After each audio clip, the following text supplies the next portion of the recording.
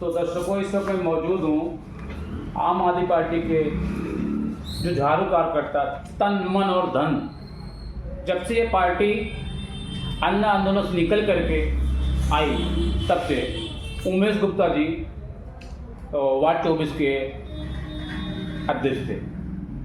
Ward अध्यक्ष तो मैं दूसरी बार बना हूँ जी।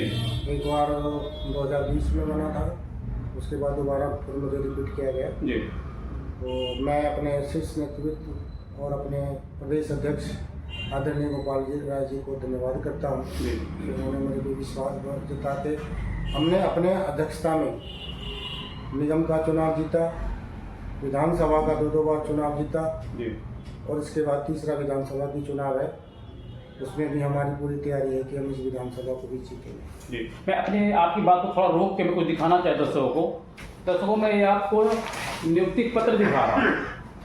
जैसे कमलेश राठौर जी ने मुझे बताया था कि जो है मुझे आम आदमी पार्टी में जो है वार्ड 24 का अध्यक्ष बनाया गया। हालांकि वो साफ गलत था, उनके पास कोई प्रूफ नहीं था, वो जबानी कह रहे थे। लेकिन मैं जब आपको अब ये तस्वीर दिखा रहा हूँ, आप ये तस्वीर देख सकते हैं, तस्वीर में साफ लिखा हुआ आम आदमी पार्टी।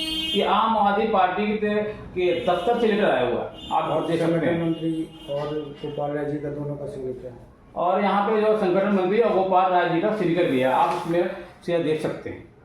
मैं आपको जो दिखा रहा हूँ, हकीकत ये है कि उन्होंने गलत बताया था। और अब मैं आपको जो सबूत दिखा रहा हूँ, उमेश गुप्ता जी आज से जो है इस वार्ड 24 के उपाध्यक्ष है। जी उमेश गुप्ता जी, मैं बात करूँगा आज आपसे कि अगर दिल्ली में, मैं एक बात और बताना चाहूँगा, जो संगठन के बारे में, आम आदमी के बारे में जानता है, वो संगठन को कभी भी गलत दिशा में ले जाने की तैयारी नहीं करता है। इसका मतलब है कि कुछ असामाजिक तत्व जो पार्टी विरोधी यहाँ पे है, जो संगठन को तोड़ने की साजिश कर रहा है, मैं उनसे आगाह करता हूँ कि केजरीवाल जी का संगठन है और केजरीवाल का जो संगठन का मजबूती है वो किसी पार्टी के पास नहीं है। पार्टी में काम करे, शायद आप अध्यक्ष से भी आगे पहुँच सकते हैं, पद की कमी नहीं है, यहाँ पे पद बहुत है। किसी आपको काम की क्वालिटी दिखाना, अगर आपके पास जज्बा है, लोगों को जोड़ने का जज्बा है, अपना बूथ जिताने का जज्बा है, अपना मंडल जिताने का जज्बा है, अपना वार्ड जिताने का जज्बा है, तो आपको बहुत आगे पद मिलेगा। लेकिन ऐसे कभी गलतफहमी मत फैलाइए जिसमें कार्यकर्ताओं के बीच में किसी तरह का अवरोध हो। तो मैं आप सभी से अनुरोध करूंगा वीडियो के माध्यम से और आपके माध्यम से कि जो गोपाल राय जी और संगठन मंत्री हमारे संदीप पाठक जी के द्वारा बनाया गया संगठन को छेड़छाड़ ना करें, हमारे जिला अध्यक्ष जी को बनाए हुए संगठन को छेड़छाड़ ना करें। चुनावी मोड पे हम हैं, बार बार आप फेसबुक के माध्यम से, बार बार आप मीडिया के माध्यम से आप एक गलत संदेश ना फैलाएं जो पार्टी के लिए हित में नहीं है। तो आपको पुनः हम यही कहेंगे कि आप काम कीजिए, आपको जैसा भी पद चाहिए वो पद हम लोग आगे पार्टी से बात करके देने के लिए तैयार हैं। तो जैसा कि मैं तस्वीर दिखा रहा हूँ, सीधे उमेश गुप्ता जी से मैं बात कर रहा हूँ, आप देख सकते हैं। उमेश गुप्ता जी कह रहे हैं पद आप मुझसे बड़ा ले लो, उसमें कोई दो राय नहीं है। पार्टी जो है पद बड़े से बड़ा दे देगी, लेकिन पार्टी में किसी तरीके का बिखराव या किसी तरीके का जो है भेदभाव पैदा ना करें। क्यों? कमलेश राठौर जी ने बताया कि मुझे पद दिया गया, लेकिन उन्होंने जबानी दिया था, लिखित में नहीं था। लेकिन उमेश गुप्ता जिसमें बात कर रहा हूँ इस वक्त, वो लिखित में प्रमाण और प्रूफ के साथ दे रहे हैं। जी उमेश गुप्ता जी, अगर विधानसभा चुनाव का बिल्कुल बच चुका है, यदि आज चुनाव होता है, कल विधानसभा का चुनाव दिल्ली के अंदर होता है, तो लगातार भारतीय जनता पार्टी आम आदमी पार्टी पर आरोप लगा रही है, शराब घोटाला, बहुत सारी चीजों पर आरोप लगा रही है। तो आपको क्या लगता है दिल्ली के अंदर जो है भारतीय जनता पार्टी की इस बार सरकार बनेगी या आम आदमी पार्टी वो बहुमत से? भारतीय जनता पार्टी अपनी 8 सीट बचा ले वही बहुत है। वो 8 सीट पे उनकी जमानत जब्त होगी। इस बार हम 70 के 70 सीट इस बार जीत रहे हैं और हर विधानसभा हम अच्छे मत से जीतेंगे। जो हमारा जो वो कहते थे पहले क्या कहते थे, वो दिया है 400 पार नहीं, 400 पार तो सर वो उसमें था जो रेवड़ी की बात कर रहे थे। रेवड़ी की हमारा सरकार ने 6 रेवड़ी दिया दिल्ली को। उनके सरकार ने कितनी जगह सरकारें, कहीं कोई रेवड़ियाँ नहीं दी। रेवड़ी में हमने दिल्ली को 24 घंटा बिजली फ्री दिया है और वो भी 0, पानी फ्री दिया वो भी 0, मोहल्ला क्लिनिक दिया है जो हमारी बुजुर्गों का और बच्चों का इलाज होता है। स्कूलों का आप हालत देख लीजिए, कितना बढ़िया स्कूल बन गया, अच्छा शिक्षा हम फ्री में दे रहे हैं। माताएं बहनों का हम बस फ्री दे रहे हैं, जो हमारी केजरीवाल जी का देन है। उसके बाद हम यात्रा दे रहे हैं बुजुर्गों का, जिनके भाजपा के किसी भी स्टेट में ये रेवड़ियाँ नहीं है। इनकी रेवड़ियाँ सिर्फ अपने घरों तक है। इनकी सरकार के टैक्स से पैसे अपने ऊपर लगाते हैं। हमारे केजरीवाल जी, हमारी सरकार पैसे जनता के हित में लगाती है। लेकिन लगातार भारतीय जनता पार्टी आरोप लगा रही है कि जो ये सरकारी बसें चल रही हैं, जो जीटीसी बसें, इलेक्ट्रिक जो बसें आई हैं, इनके बारे में कह रही है भारतीय जनता पार्टी कि ये जो है प्रधानमंत्री योजना के तहत आई दिल्ली बसें आई हैं, तो सीएम केजरीवाल जी अपने टैग लगा रहे हैं, आम आदमी पार्टी अपने टैग लगा रही है। क्या मुझे तो इनकी बातों पे हंसी लगती है। एक तरफ तो परिवहन मंत्री के ऊपर इल्जाम लगा रहे थे कि बस में घोटाला हुआ है। आज वही परिवहन मंत्री जो गोपाल राय है, उसको जो परिवहन मंत्री थे उनको अपने पार्टी में सम्मिलित कर लिए। तो इनके पास जाते ही पता नहीं कैसे वो जाते, वॉशिंग पाउडर निरमा कौन सी ऐसी मशीन है जिसमें स्वच्छ हो जाते और इधर कोई घोटाला बना देते, जिसमें हमारे किसी नेता पे एक भी पैसे बरामदगी नहीं हुई है। लगातार भारतीय जनता पार्टी आरोप पे आरोप लगाती रही, लेकिन तक ईडी और सीबीआई को अभी तक 1 रुपए की रिकवरी नहीं मिली। क्या ईडी सीबीआई के डर से तो गहलोत जी भाजपा ज्वाइन किए। ईडी सीबीआई के डर से उन्होंने भाजपा ज्वाइन करा लिया।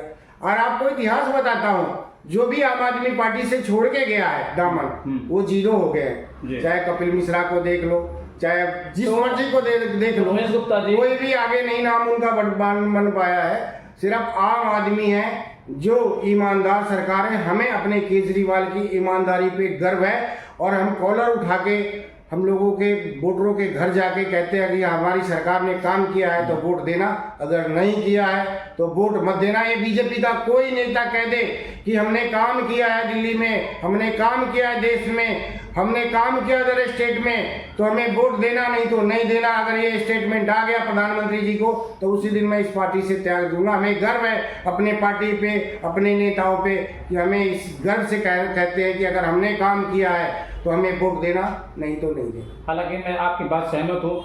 हिंदुस्तान की मैं बात करूँ, दिल्ली की बात करूँ, हिंदुस्तान में आज तक कभी भी किसी पार्टी ने ये नहीं कहा कि अगर हमने वोट किया है या हमने वोट दिया है तो हमें वोट देना, नहीं तो हमें वोट मत देना।